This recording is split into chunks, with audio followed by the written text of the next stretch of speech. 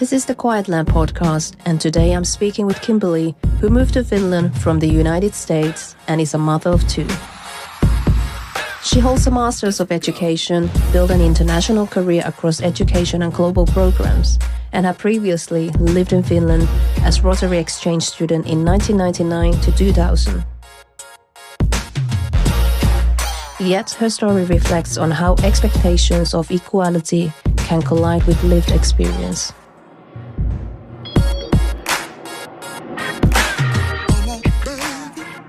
You moved to Finland from the US. You have two children. Yes.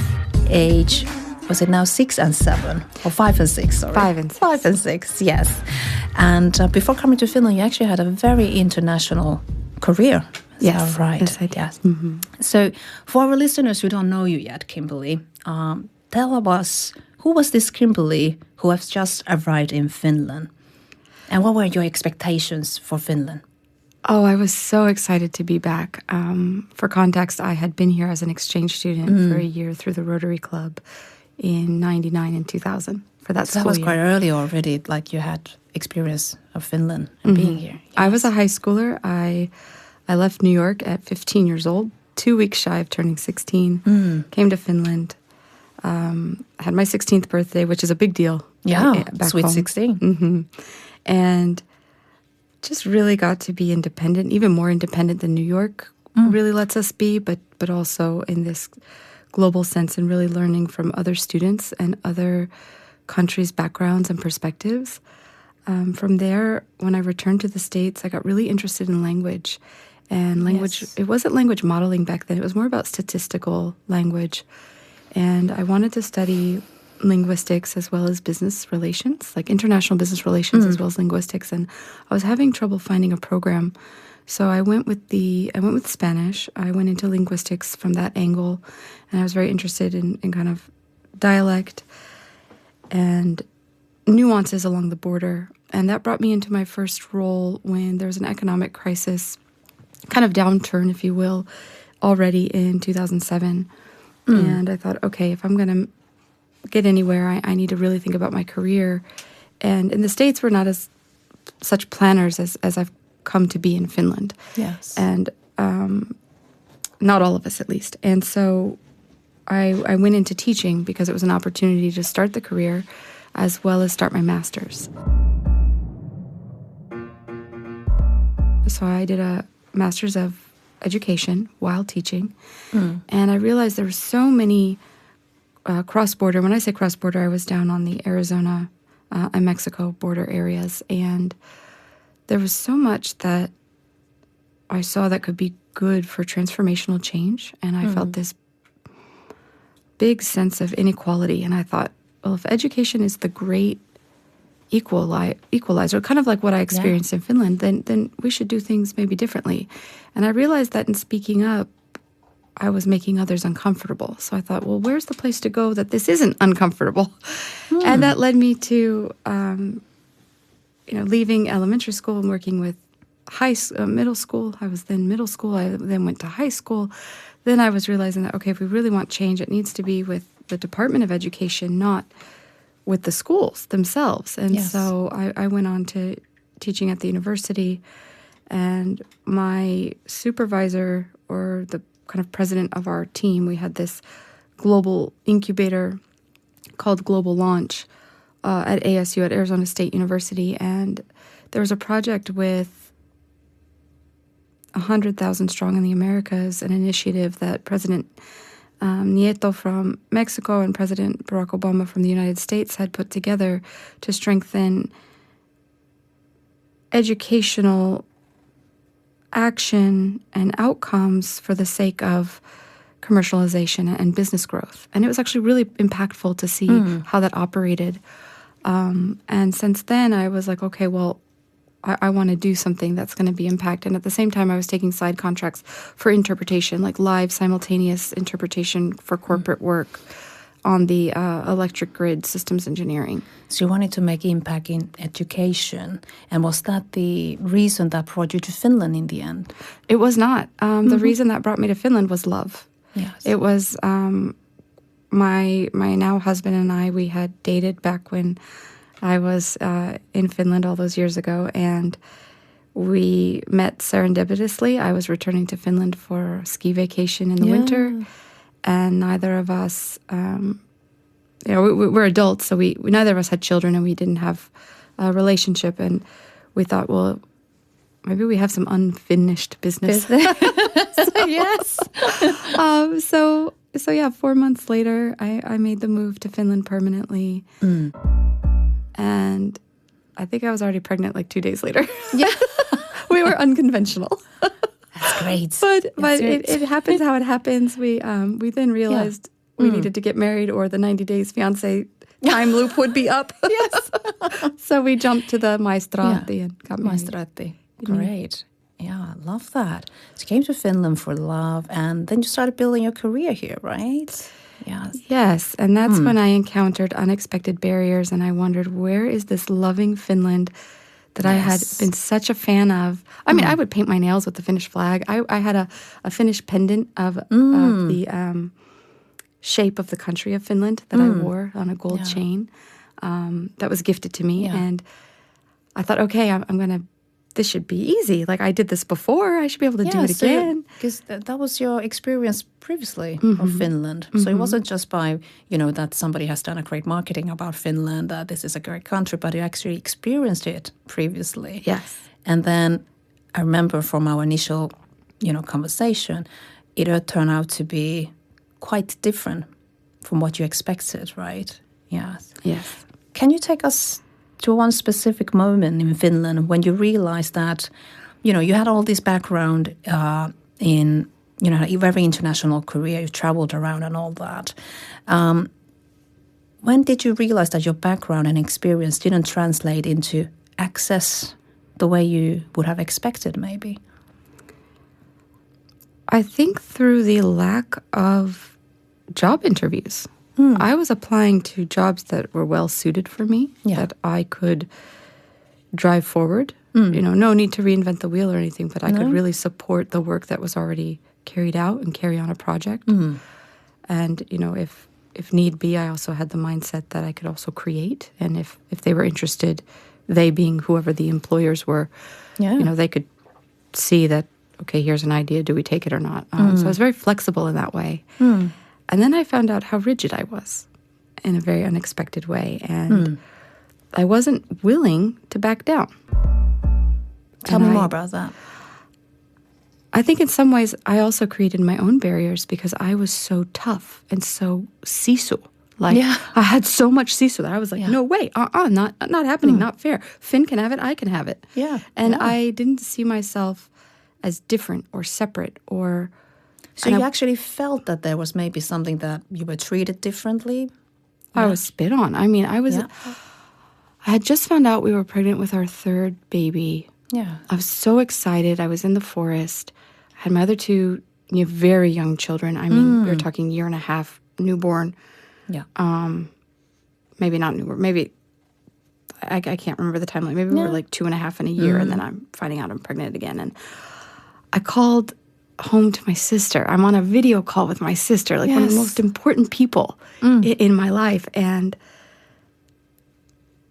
this man didn't want to, I can't assume what he knew or what he didn't know or what he wanted or didn't want. Excuse me, that's very biased of me to say. Who was this man? It was some man passing on a bicycle. Oh, right. And it must have been the fall of September, October.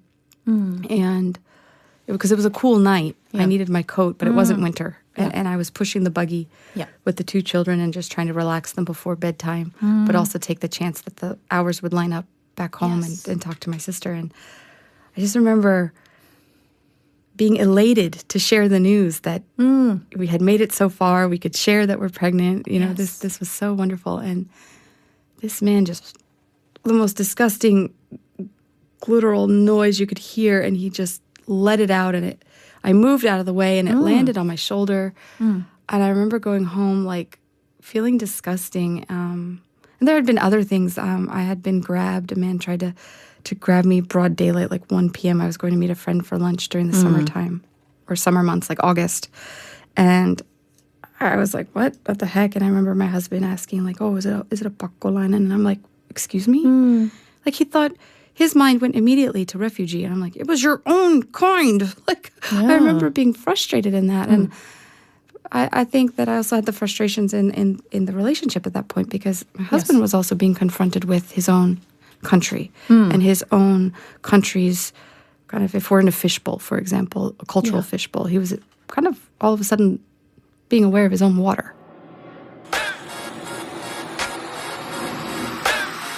Let's go. Yeah. And but when I talk about the barriers that I put up, I began getting rigid and cold, and my lens became so focused on other, that I missed opportunities for the people who, for Finns and nationals who really want to be the bridge. And I think that that's something to be aware of as ourselves, as immigrants, that we do have horrible experiences and we do need to come together and share them. And also, I mean, the labor comes back to us to keep ourselves open enough to be willing to realize when someone has that bridge toward us, when it's not so direct and obvious. Because as direct as Finns claim to be, I think there's a humanness to it that not all Finns are direct. No. I don't think that that's the case. And especially with this, if we go to like Hofstede's cultural dimensions and these perspectives of confrontation avoidance, uncertainty avoidance, things like that. But that's kind of under the iceberg or under the surface of the iceberg. But if you'll guide me, I'm a little lost now what to say. Don't worry. It's going very well. Okay. So we were talking about, a situation where you found that that there was barriers, and it wasn't about just you personally, but how the system works. I felt for the system. I remember I was either in an ESS article, Etelä-Suomen Sanomat, or this Yle, and they wanted a statement from me. I agreed to it. I think it was COVID times because I was pacing in my house as I was speaking to the toimittaja, to the journalist. Yes. And I just remember sharing that I must have applied for 50. At some point, I was over 200 jobs. And at some other point, I was over 400 jobs. And I wasn't getting interviews. And I was like, what? What is this? And then I realized that language, this linguistic capital that I didn't have and I wasn't privy to, and I wasn't all of a sudden having access. And I was so determined at that point that I'm going to learn Finnish, whatever it takes. So you thought it was the language barrier there? Yeah, really? Language barrier. Yeah. But it was being used in a way, the language barrier was being used in a way of linguistic capital. And by what I mean by that is if we think about capital as wealth, what access do we get by having a certain number in our bank account or monetary value and different diversified assets, and what we then are able to either achieve or hear or just be a part of or be at the table or be in the room. Yes. And so that linguistic capital is what I'm referring to. That language, when someone has it, they can hear the whispers in the hallway. They can hear the side chatter. They can pick up on clues and have kind of sense of direction or sense of what's coming before the persons who don't have that linguistic capital. Yeah. So you didn't have that advantage like some people had. Right. Yes. And I became so determined. My father-in-law gifted us the newspaper, and I read it. And that was what I used to learn Finnish. And then also as the children grew up, and I've stated it before, this Yle Areena, mikä se on? Pikku Kakkonen. Pikku Kakko, yes. Yes. Yeah. And just the sweetness of those shows that come on and how the images that are on the screen and the stories that are told and the learning that happens through relationship. And I also learned kind of with my children how to also be with Finns. And so you learned a lot through your children. Yeah. And I learned that at least for Lahti area, I was ready to volunteer, to do things for the community. If I have linguistic capital as a native English speaker, I wanted to read stories to the children. Yes. To the early, and I have this, pedagogy and this pedagogy and this education background. So I know that the earlier a person comes in contact with language, the stronger they are when coming to practice it. So I thought, well, if the children get experience of hearing a story and then making a figure or doing some activity related to the story and having it be a part of themselves, that strengthens what's coming in the future. Absolutely. And so when I offered this type of activity or lesson, educational lesson to the Päiväkoti, they looked at me like, who in the world would create extra work for themselves? Yeah. And that was kind of another barrier that, no, I want to help you. I would save the plastic bags from the bread, and get the crumbs out and the bags from the fruit and give it to the daycares so that they could, messy clothes or diapers or whatever, that they would have support and they didn't have to just use their own resources from home. And I had friends who are also early childhood education teachers as well as caregivers. Yeah. And I heard their struggles and I'm like, well, if that's something that I can do, attitude of servitude, just the more that I would get into this attitude of servitude and just be willing to give freely and openly, the more I experienced animosity or this resistance. And isn't it disheartening then? Because you're trying to help out, trying to give more and more of yourself just to show that you care about the community, you care about the people you're around there, and you want to be part of them. You want to belong. Yeah. Where did that lead you to with all this? You tried and tried. I tried and tried. I didn't give up. I think 400 applications became 500, 600. I eventually, I was kind of a part of that group of immigrants where we get forced into entrepreneurship.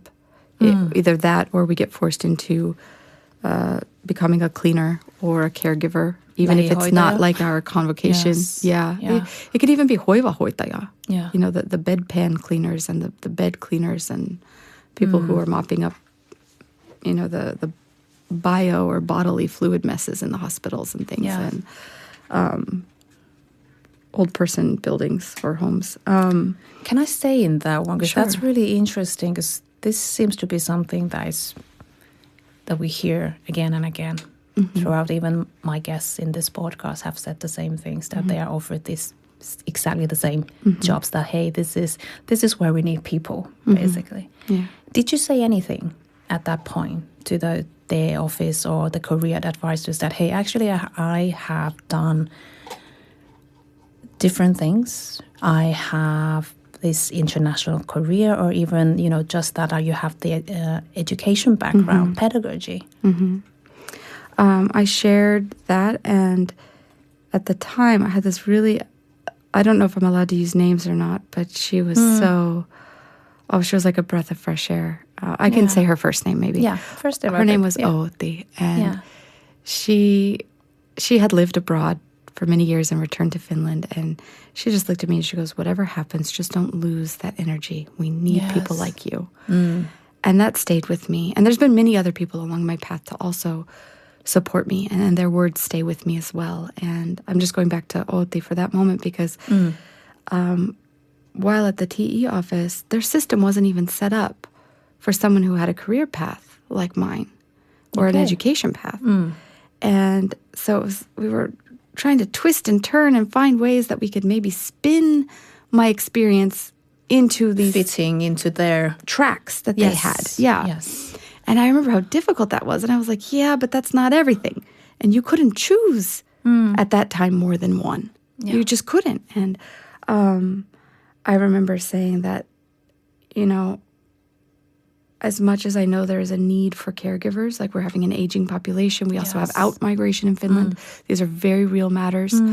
Especially 7.5 years ago, it wasn't as marked or clear as it is now. Yeah. But I just said, when my aging parents get into that position, do I really want a caregiver that's just there for the paycheck they're forced to be there? Or do I want a caregiver that this is their convocation and this is their joy to step into their role and come to work? Absolutely. And I was like, if I'm in that position, I will be so miserable it's not dynamic for me, or I'll be annoying my bosses. I'll be annoying my teammates because I want to fix something. You're not happy simply. Yeah, or some sort of, and I didn't want to focus that I would be uncontented, but I knew that it wouldn't be fair to the family who needed somebody to really care for their loved one. Exactly. And I knew that I didn't have the capacity in that way. And so I think that the compassion is the angle I took, rather than the, I'm better than thou, or I'm, too educated for that. I was also aware that in Finland there's this sense of equality. We all have a job to do. We all have a way to help society forward. And I was so concerned that it could easily come off as nonchalant or arrogant. And I really thought, no, let's work with the city. Let's get involved. And I started volunteering with like Talent Hub, which is a part of Talent Boost, and Business Finland supports that. And I was involved with Start Hub, which is a startup incubator. I went and formed my own company. As a pregnant woman, I was finding that there were so many other women who weren't getting. So instead of just following what they were advising you to do with those tracks of there, which didn't really fit into your experience or what you were looking for, you created your own path there, would you say so? Yeah, I found out what could work. What did I want? And not like a pros and con list of either or, but how to make it and. I want this and that. How can we make it work? And finding those people and those paths forward. And there's a few influencers in there who really inspire me and from my own area. Varpo Rusila, Jade Ventoniemi.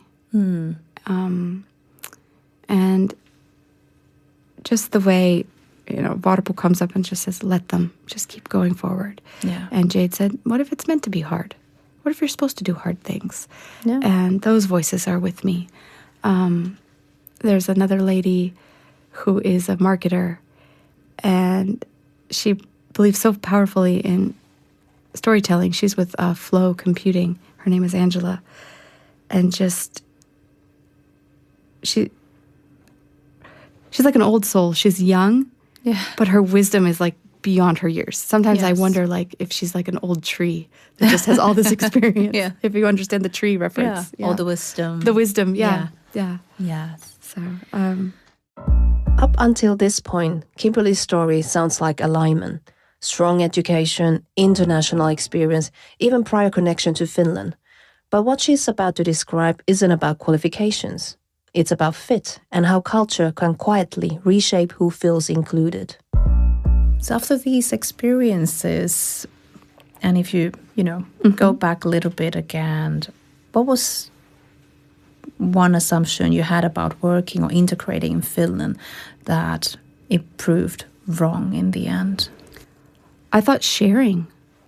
So I went to work for a company, and I thought sharing information was important for good teamwork. Okay. And it turns out that at that company, that was not good. And I'm not talking personal information. I'm talking actual business information. I'm not talking sharing secrets. I'm talking sharing with team members, knowledge, maybe cross-functional teamwork, that, the sales department has this information. This would be good to understand from our customer, from our viewpoint in the after-sales market. And we could really learn. And if we use these data sets and my connective puzzle mind, I guess I'm more of a generalist than I would be like an expert, right? Experts kind of sit at their own desk and really, really focus. And the generalists, we see the whole puzzle and the whole picture and put it together. And I thought that I would be valued for that kind of connectivity. How did it come out like, it's not actually what people want to do? I was stalked. I was threatened. I had death threats. I was, meetings would be set up and I would be told to like arrange things, and I would do all this work to make sure the right people in the room, nobody would show up.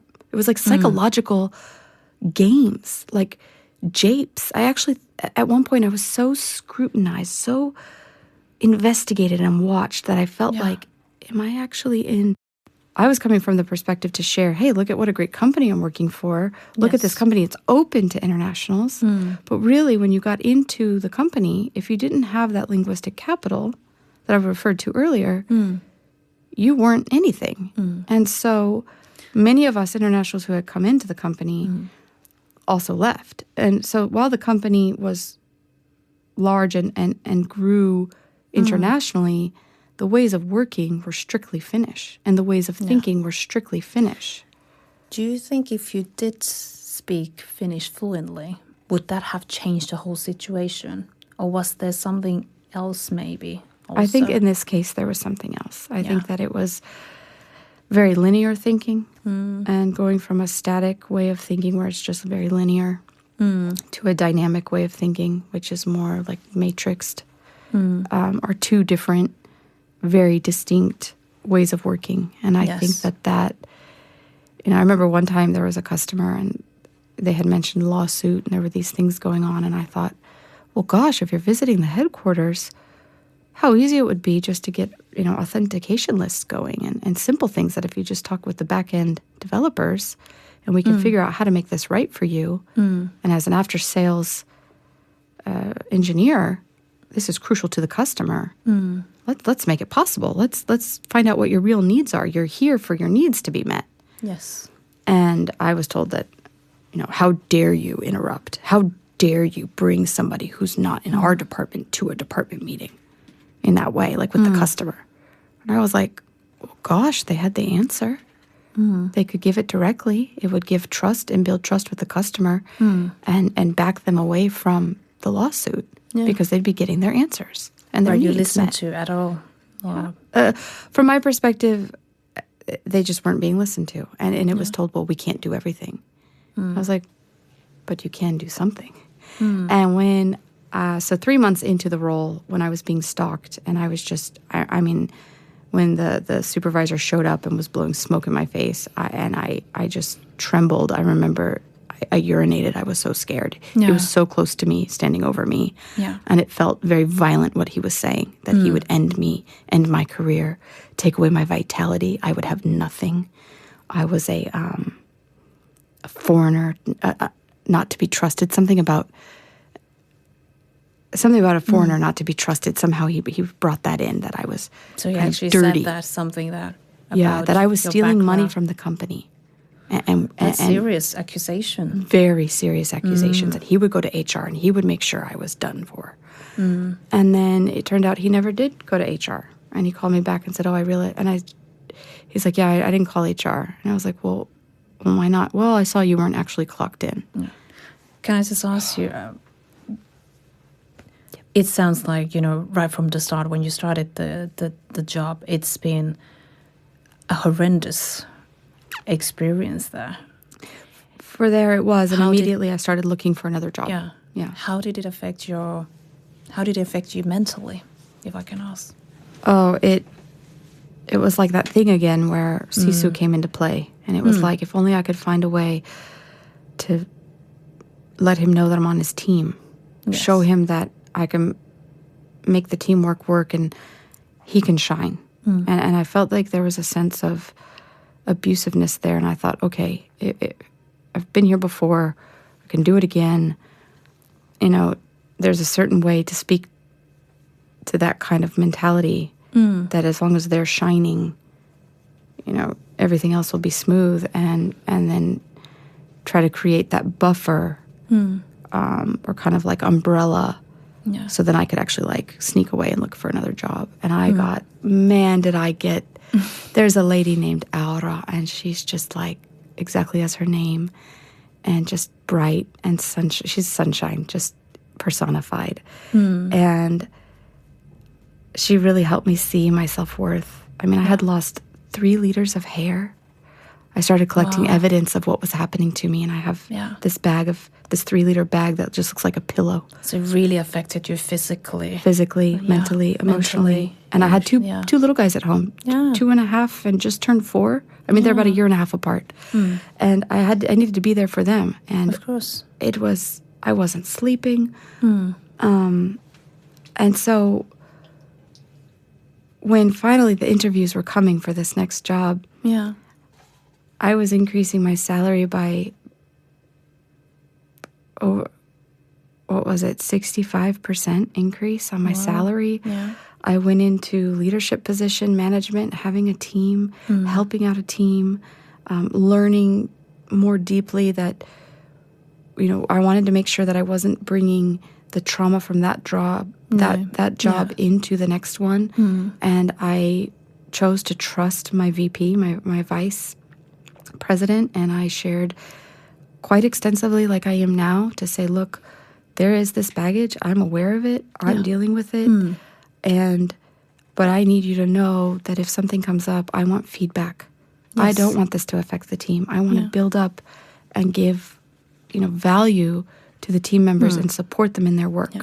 So you were very open about the situation you've had in your previous work, and you wanted to, I suppose, would you say that also to make sure that the same things wouldn't happen again there? I checked for those in the interview. Yeah. I was really interested in what were the humanistic values, Yeah. really. Not what was written on the wall, not what was written in the handbook, but how did things really go in the day-to-day? Yeah.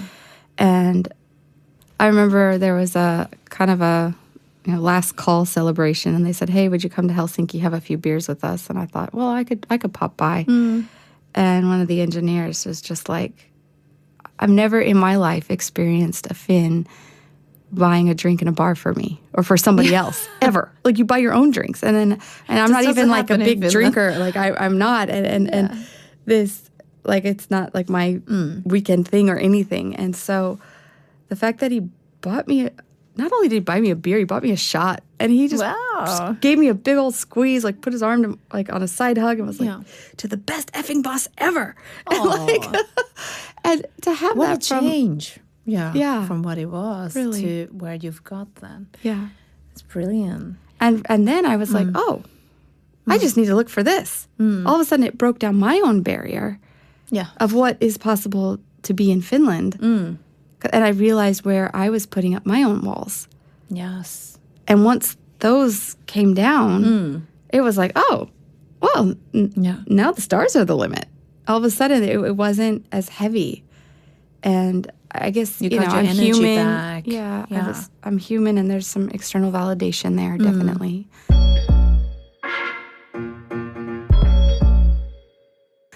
Would you say you got some sort of like, you got back the trust to, to Finland, how things can work here, actually? Definitely. Yeah. Definitely. So it's not just, it wasn't so black and white then. And I felt like I had the trust. I then had the trust because I had the trust of being a professional, of handling things as a professional. And I didn't have that at the other company. At the other company, I was evading and sliding and like, how am I going to get around this and do this? And to have that and to now have strong recommendations of, yes, you would be great for that position, or even the sparring capacity of those former colleagues and supervisors to say, you know what, Kimberley, I don't see you in that role for these reasons. And then to say, okay, that's something I can work toward and take practical steps to develop myself. And that was the level that I had when I arrived to Finland. Yes. But it took 6 years, to even get to that start of that. And now it's been 7.5 years. So 7.5 years. Yeah. In that time, you apart from handling, taking care of your career, making a living there, you also, like you said, you have 2 beautiful kids at home. How did you manage motherhood despite everything that was happening at work? That was, consuming you in every ways, like we talked about, physically, emotionally, mentally. You still had the 2 kids who were depending on you. How did you navigate that? I don't think I had any special tricks or anything. I just remember a lot of chocolate, too much chocolate. I remember taking it a moment at a time sometimes, not even day by day, but just moment to moment. I remember you said in last time we met that home became your sanctuary. Yes. Do you want to take us there? Like, are you willing to come there with me? Kind of deep. Because it's so different from, because your babies were quite small at the time, right? 2 or 3 years maybe? Yeah. When you started at that Yep. workplace that didn't work out that well. So you had 2 really small children there. And normally parents would say, I would say that that's a really tough time, you know, because you're working and then you're handling these 2 small children. Well, let's put it this way. This is the first time we hear anybody say that home is the sanctuary. We're 2 small kids. So to provide context, when I moved to Finland, my husband was married formerly and had divorced, and his house was designed by his former wife. And luckily, we have very similar taste. So I was actually quite impressed with it, and I liked it. Yeah. And I would even say she's a friend. She's somebody I can call when I'm having trouble, and I'm very fortunate for her. But for a long time, I didn't feel like those walls were mine. Like it was a house I would come to, but it wasn't my home. No. You know, and now it's the place where, you know, my baby's boo-boos get kissed. Yes. The bedtime stories are read. The teeth are lost and the tooth fairy comes. And those type of memories. Those home really became the place to focus. Yes. That I started just looking at a corner and thinking, where is me in that? It was even just a corner of the room at a time that I took to focus on that, okay, everything else can be chaotic, but that, and it just snapshots of maybe the kids, you know, had summertime ice pops in their mouth and they were in their diapers because it was so hot. And just saying, okay, I'm going to remember this moment. Or So just sitting there. focused. And letting them sit on my lap a little bit longer. Yeah. Or, you know, maybe that laundry needed to be done, but maybe that pile could just sit there. Just wait for a bit. Yeah. Yeah. Don't need to do it now. Yep. Yeah. I think we need that in our everyday lives. Yeah. Now, many people assume that education, confidence, and privilege, something that we also talked about previously, people think that those things could smooth the path. What did these advantages help with you? And where would you say they stopped helping you? Yes and no. The privilege was, you know, getting to meet people in certain circles, but the disadvantage came with this kind of being called elitist. I actually was called an elitist, and I was like, okay, well, that's kind of, I don't identify as that, but all right, you know, let me investigate it myself type of a thing. But I just remember thinking like, ick, cringe, like, oh. Why do you think people were saying that? The way that I introduced myself was, I was with a group of, whether you want to call them expat Americans or immigrant Americans or whatever the label is, it's not mine to say. People can call themselves whatever they want. Yeah. Well, when I introduced myself, I had learned that, you know, you give first and last name and you give where you're from by way of education. Yes. And so I said, hey, I'm, you know, Kimberley Polskela and Arizona State University, and, you know, the kind of where I come from, like, I just... Is this the way you were saying, or just your confidence? And it came back to, like, my Rotary Club days when we would introduce ourselves. We would say our name and what was our title, our position. And I didn't have a title in Finland, so I just thought, well, I'll just use my education and where I'm from. Yeah. And a lady just turned to me and goes, well, and she lived here, I don't know, maybe 10 years at the time. Well, that's elitist. And then at the company that I worked for, it was like, I have this ability to read people and also adapt to which type of stakeholder I'm sitting across from. And if I'm going to be in the room with the executives, I will dress up for executive work. If I'm in a room with field engineers who might be more comfortable to see me in jeans and a, you know, collared polo t-shirt, then I'll wear that. Yeah. To Dress accordingly, whatever. dress accordingly. Yeah. And that sort of thing. I remember a male colleague commenting on the way that I would swindle or cheat or make myself to be something I'm not. Meanwhile, I thought that I was coming from a place of providing comfort to the person who would be learning from me. How did that make you feel, those words? Stubborn? Like, you're not going to get the best of me. Just kind of deadpan humor. At one point, it just got to be so absurd. I couldn't help but laugh. I at that point, it was affecting me so badly that I just refused, that I couldn't care anymore. Me caring was giving away the power. Do you think it made you harder? Maybe in a way, but I think it made me bolder to stand up for myself and not give away my power. Yes. Yeah. Because they even, the manager went as far as to give me a Finnish coach for how to be a Finn at the workplace. And I always thought it was so funny because, if we're the taikina, if we're the dough as immigrants, and we need to become korvapuusti, how are we going to do that if the oven is not warmed up? Never. If the oven isn't lämmin, we're never going to become that golden brown, sugary, cinnamon deliciousness. We're just going to sit there as taikina. Yep.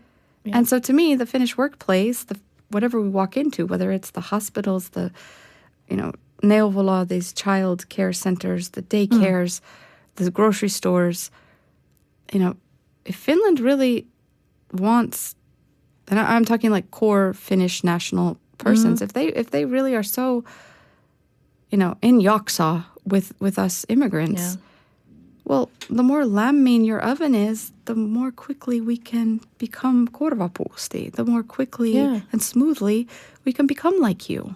Yes. And now I'm at a point where I want to do that work. I have the ability, I have the capability, and if someone helping immigrants to land here and become from that dough into korvapuusti kind of thing. And since I can speak the language now, and I have my Uki, I've passed the Uki test. I was one of those. May I curse? Is it okay to curse? You could cut it out. I was one of those assholes that just walked into the Uki test and passed. And Yay! I didn't even study for it. I didn't even know its structure. I just thought, well, whatever comes my way, I either know it or I don't.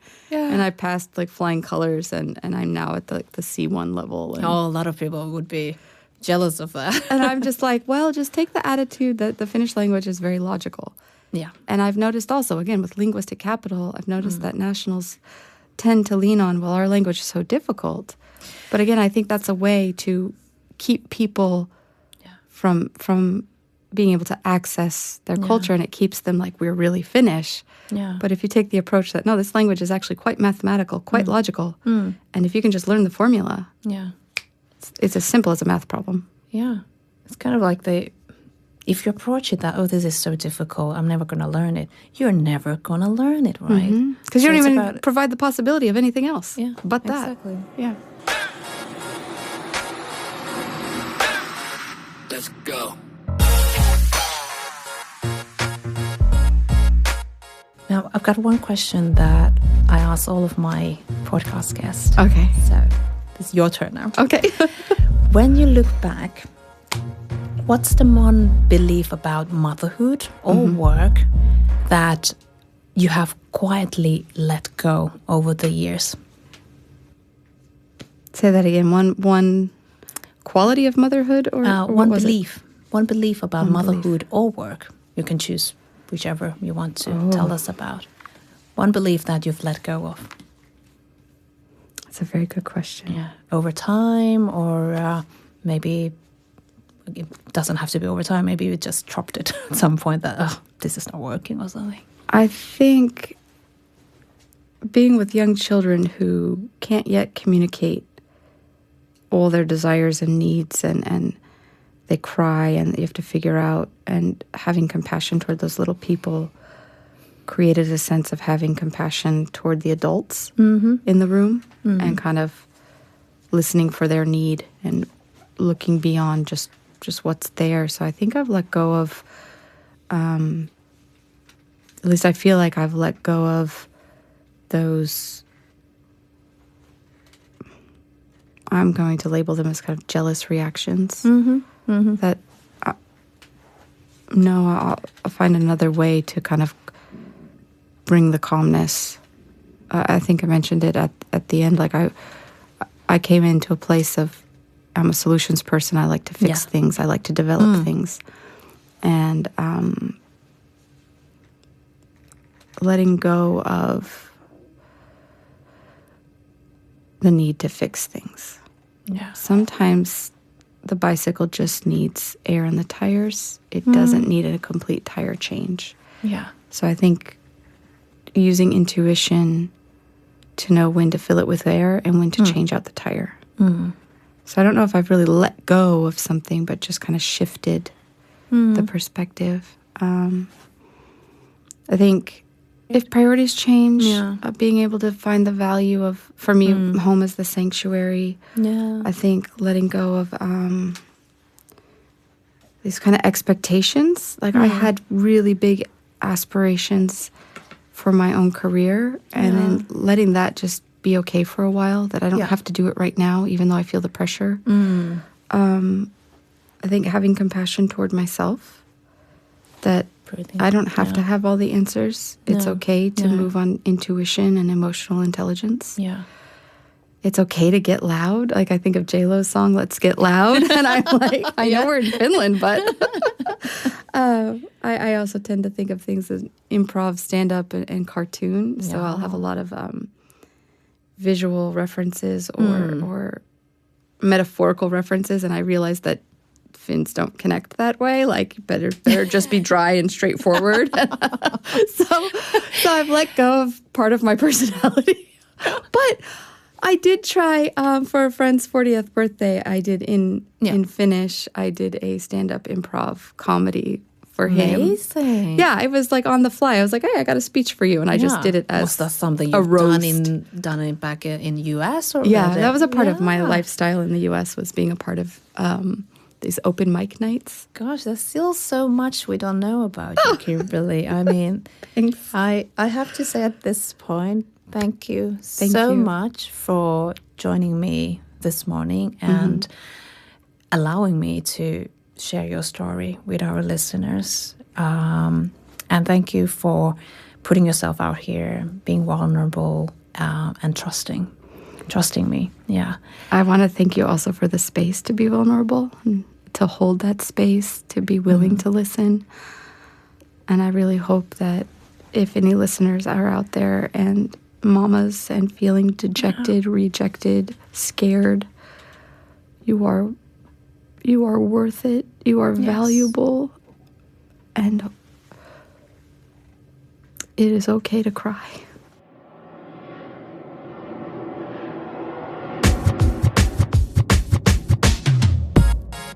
When professional credibility meets expectations about tone, voice, and cultural fit, competence alone may not determine belonging.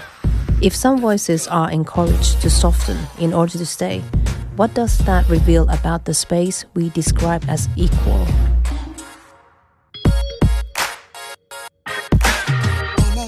In the next episode of The Quiet Land, we meet Benedicta from Nigeria, who moved to Finland to pursue her master's degree after leaving behind a stable career in banking. She later completed a PhD in public and social policy here, and her story confronts the realities of building an academic career while raising your young children in a system that isn't designed around family life. Come join us next week.